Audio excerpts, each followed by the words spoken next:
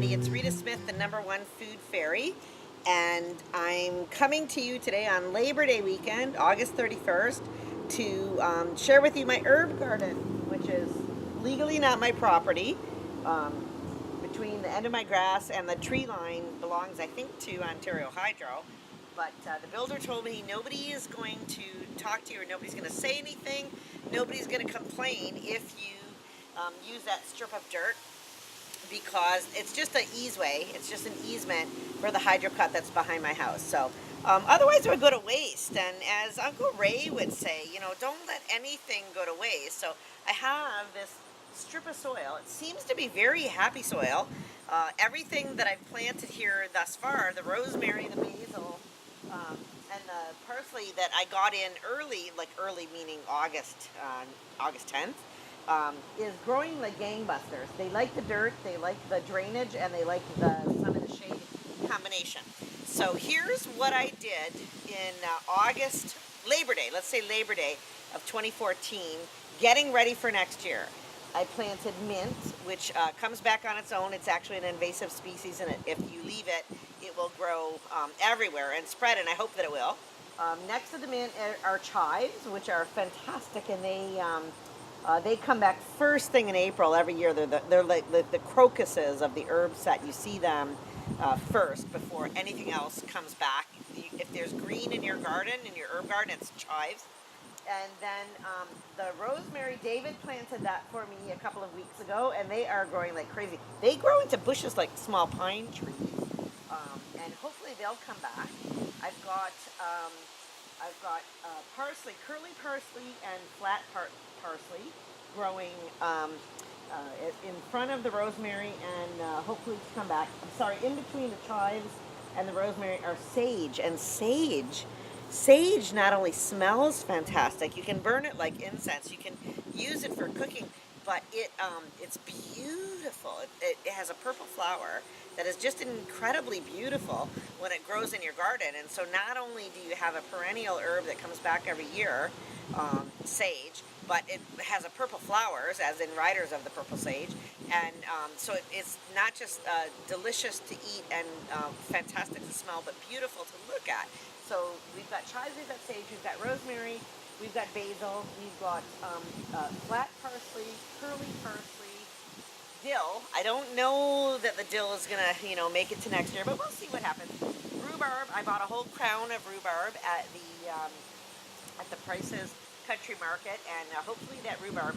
It takes a year for rhubarb to be in any way useful. So next year, 2015, I can't harvest the rhubarb, but hopefully in 2016 I'll actually have rhubarb growing.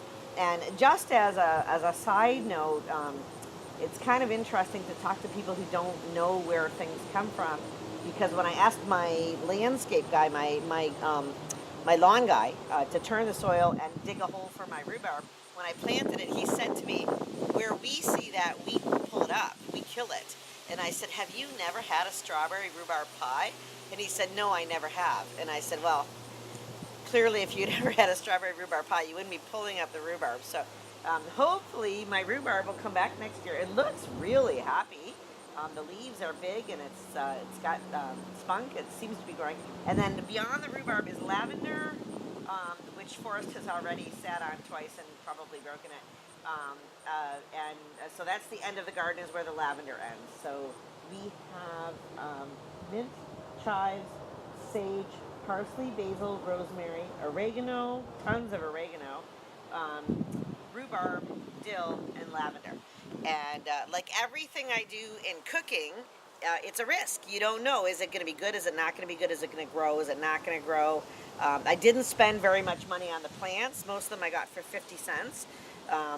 And the dirt is free. I'm going to use it, and hopefully nobody will want to run a Bobcat through it halfway through the season next year. But if they do, they do. So it's a risk. It's a risk because they might need the right away, and it's a risk because the plants might die. But on the other hand, I spent I don't know, even if you include what I paid the lawn guy, I spent like $40 or $50 for a pretty awesome herb garden. And if anything comes back, hopefully, happily next year, it'll be great. And if everything comes back next year and begins to spread, then I will have accomplished a whole bunch of goals. One of which is that I will have fresh herbs to use in my cooking recipes, which tastes like nothing else that you can purchase. Nothing else that you can purchase.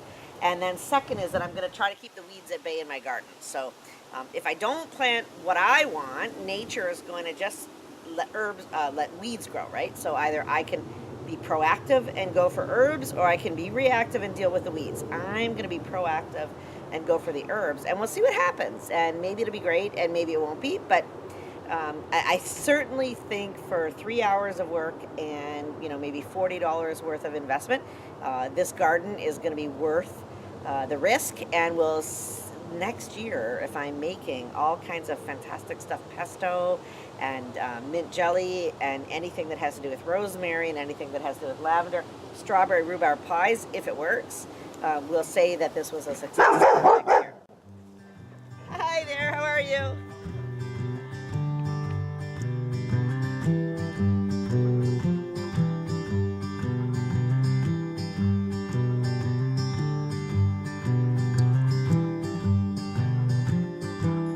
I'm so sick of